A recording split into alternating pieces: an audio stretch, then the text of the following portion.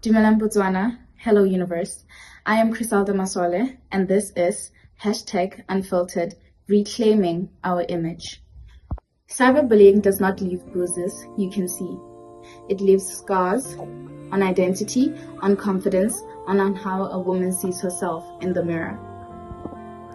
We're raising a generation of girls who think they have to be filtered, to be silent, and to hide in order to be loved.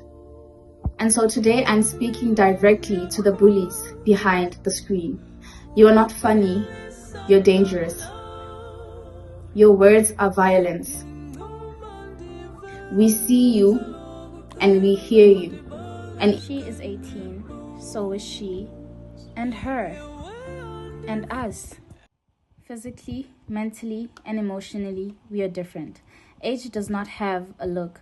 We live in a world where beauty standards are biased. Over-sexualization of young girls wearing makeup get called mature.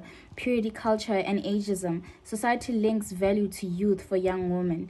So even with the slightest wrinkles, a woman is called expired. Scientifically, there is no legal or biological look for 18, 25, or 40. Shaming disguised as observation is not science. Age shows up in biology, not uniform. And we are told we are too old at 22, 25, 30, as if a woman has an expiration date. Condemn the comment, yes, but burn the mentality, the one that says women expire, that children are for commenting on, that silence is safer than truth. We are #unfiltered. So I don't need you to like my photo. I need you to unlearn the hate that made you type it.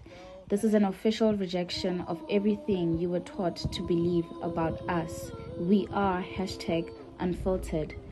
We are faced with anxiety before we post. It's young girls deleting photos, skipping school, starving themselves. It's depression. It's self-harm. In the worst cases, it's lives lost. let's dismantle toxic beauty standards online. Enough is enough. Thank you.